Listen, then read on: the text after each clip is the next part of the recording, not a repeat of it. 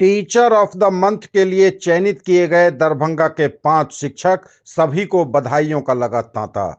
दरभंगा से यह बड़ी खबर है, शिक्षा जगत से है बड़ी खबर, जहां जनवरी महीने के लिए जिले के 5 शिक्षकों का चयन टीचर ऑफ द मंथ के लिए किया गया है, जबकि पूरे प्रदेश में 66 शिक्षकों को पुरस्कृत करने का निर्णय लिया गया है। दरभंगा जिले में बिरौल प्रखंड के मध्य विद्यालय पोखराम उत्तरी की प्रतिमा कुमारी, सदर प्रखंड के मध्य विद्यालय गौसा घाट की कंचन प्रभा, कुशेश्वर स्थान पूर्वी के मध्य विद्यालय खलासी की कुमारी गिन्नी, केवटी प्रखंड के उत्क्रमित मध्य विद्यालय धनुषी के आशीष अंबर एवं बेनीपुर प्रखंड के मध्य विद्यालय शिवराम के जितेंद्र कुमार का चयन जनवरी महीने के लिए टीचर ऑफ द मंथ के लिए किया गया है।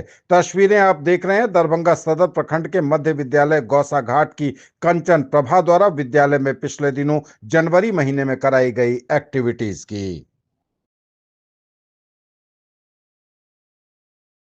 ये हो गया। अब इसको घटाना क्या है? 4 4। तो अब यहाँ से 4 उठा के इसमें डालना है।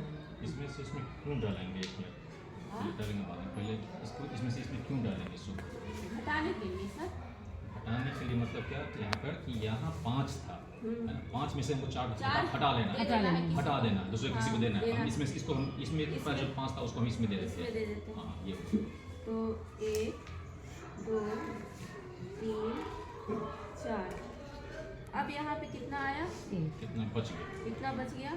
1। तो अब 1 खोज के बच्चा तो जाने की तैयारी कर जाइए ना। छोटे छोटे बच्चों का देखे कितना टैलेंट है। तो जब इतना टैलेंट बच्चों का दिख ही रहा है तो हम सोचे कि हम भी अपना टैलेंट दिखा देते हैं। ठीक है ना? हाँ मैम। तो हम अपना लिखा हुआ कविता एक सुनाते हैं, सुनिएगा। इस कविता में हम जब बच्चे होते हैं ना तो हमको समझ में नहीं आता है कि हम आगे क्या कर सकते हैं।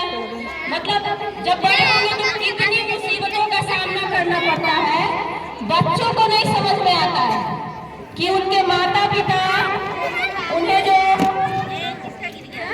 पाल रहे हैं, कितनी मुश्किलों से पाल रहे हैं, खाना खिला रहे हैं, कपड़ों का अरेंजमेंट कर रहे हैं, पढ़ाई का अरेंजमेंट कर रहे हैं, कितनी मुश्किल से करते हैं ना। तो मेरी कविता उसी पे है। जब हम बच्चे होते हैं तो माता पिता की मजबूरियां नहीं समझ पाते, बोलते हैं कि खिलाना चाहिए तो चाहिए, चाहे पैसा हो या ना हो, है ना? पता है ना? तो इसी पर मेरी कविता है जो मैंने खुद लिखी है।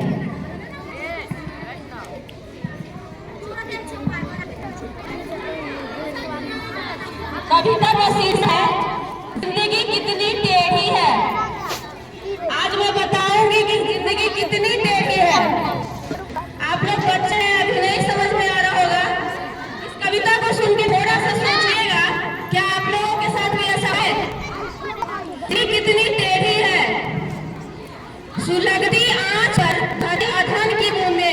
जब हमारी माँ जो है सुलगती हुई आंच पर अधन चढ़ती है तो क्या होता है? सुलगती आंच पर धधती अधन की बूंदे जब पड़ती है माँ के उन हथेलियों पर, तब सोचा ना जिंदगी इतनी टेढ़ी है। जब कभी हम लोगों ने देखा था कि माँ की हाथें जल जाती है तो ये सोचा था कि जिंदगी इतनी टेढ़ी है। हम तो खेलने में लगे थे ना।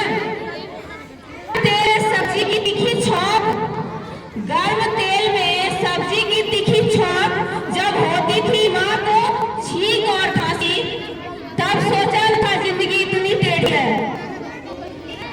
तपती धूप में सब्जी हरी भरी थैले, अब पिताजी की बात लेते हैं।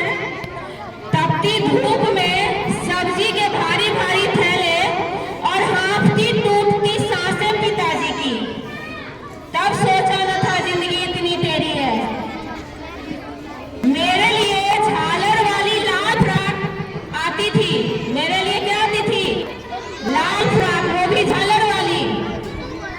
और दीपावली पे वो पहनते थे वही अपनी पुराने। दीपावली पे वो क्या पहनते थे? अपने पुराने कुर्ते। तब नहीं सोचा था कि जिंदगी इतनी है। बड़ी दीदी की शादी में रखी गई थी। माँ के पिताजी को अनबल निशानी। माँ के पिताजी यानी उनके नाना जी की निशानियां बेच दी गई थी दीदी की शादी में। तब सोचा न था जिंदगी इतनी टेढ़ है। मेले में बंदूक के लिए भाई की जिद पर, अब भाई को लेते हैं, मेले में बंदूक के लिए भाई की जिद पर लुटे गए